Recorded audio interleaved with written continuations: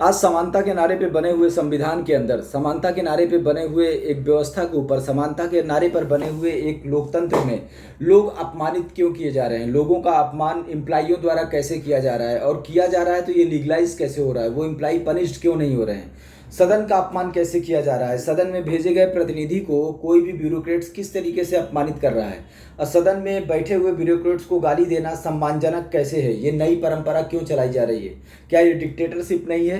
क्या ये राष्ट्रद्रोह नहीं है? एक एम्प्लाई, एक जनप्रतिनिधि को, एक देश जिसमें जनप्रतिनिधि देश का सम्मान है, जनता का सम्मान है, कई लाख लोग जिसे वोट दे करके भेजते हैं, मतलब कई लाख लोगों का वो सम्मान है, गौरव है, प्रतीक है, वो अपने आप में कई लाख इंसान है, उसको कोई भी ब्यूरोक्रेट्स माँ बहन की गाली दे करके कैसे भगा दे रहा है? माँ बहन की गाली देना क्या संवैधानिक हो गया है? क्या यह संविधान इस तरीके का इजाज़त देता है?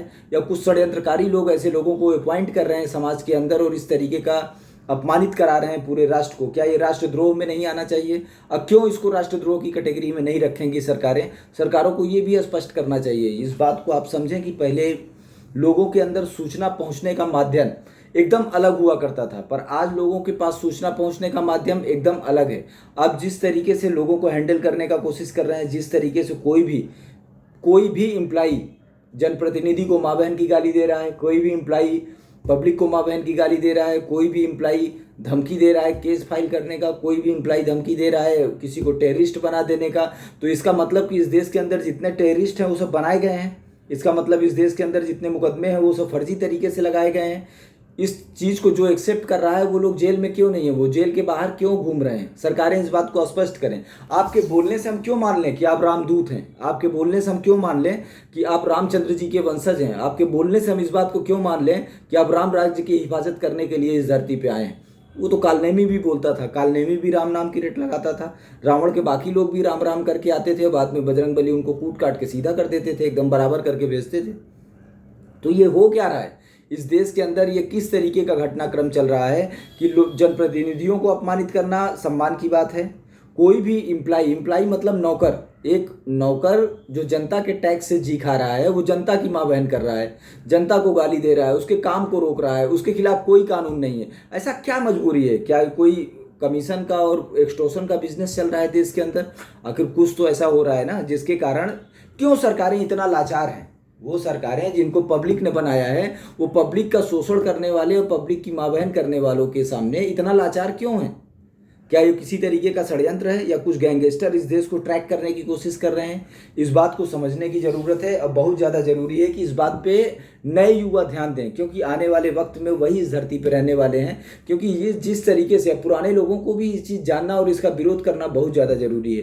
किसी भी गलत चीज़ के साथ खड़े होना अपराध करने से कम नहीं होता। इस चीज़ को, जो ये एक बुराई है, आपके टैक्स पे पलने वाला एम्प्लाई, आपके टैक्स पे रहने वाला एम्प्लाई जो आपकी सेवा के लिए बनाया गया है, वो किस तरीके से आपका अपमान कर सकता है? अब जनता का अपमान राष्ट्रद्रोह क्यों नहीं है? जनता का अपमान राष्ट्रद्रोह क्यों नहीं है? सरकारी कामकाज होता क्या है? पहले इस बात को स्पष्ट करें सरकारें कि सरकारी कामकाज की कैटेगरी में क्या आता है। कहीं ऐसा ना हो कि नई पीढ़ी इस बात को समझे और जितने ये हैं इनके जमीन पैरों के नीचे से आधार खिसक जाए।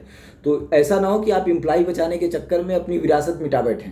तो एम्प्लाइयों को बचाने के लिए विरासत को मत मिटाइए। वो रोजगार के लिए आए हैं, उनको रोजगार दीजिए, वो काम करें। बात सही है, हो सकता है कि कुछ लोग हैं जो इस विरासत के वफादार हों, उनको आप रखिए, कैसे भी रखिए, कम है, स्लो है, ज़्यादा है, पर वो विरासत के वफादार होने चाहिए। जो वो लोग जो विरासत के ही वफादार नहीं हैं, उनको आप कैसे कुछ स्पेशल फैसिलिटी दे सकते हैं?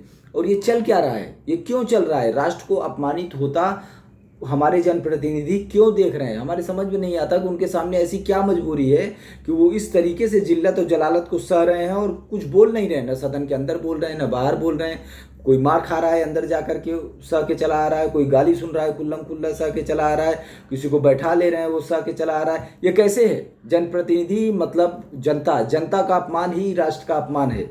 जनता ही राष्ट्र है, और जनता का अपमान मतलब राष्ट्र का अपमान, जनप्रतिनिधि का अपमान मतलब सदन का अपमान, सदन का अपमान मतलब इस संविधान को चुनौती देना। उनके ऊपर सरकारें कार्रवाई करें और इस बात को समझें कि इस तरीके के एम्प्लॉइयों की हमें कोई ज़रूरत नहीं। हमें एकदम ऐसे एम्प्लॉई नहीं चाहिए जो हमारे टैक्स पे हमें हड़काने की कोशिश करें।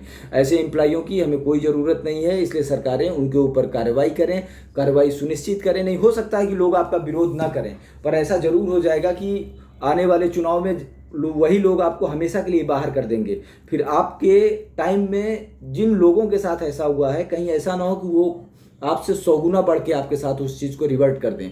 और जिन लोगों को आप संरक्षित करने के लिए बैठे हुए हैं, जिनको संरक्षित किया है आपने गलत काम के लिए, वही लोग आपका शोषण कर रहे हों, और ये होना निश्चित है।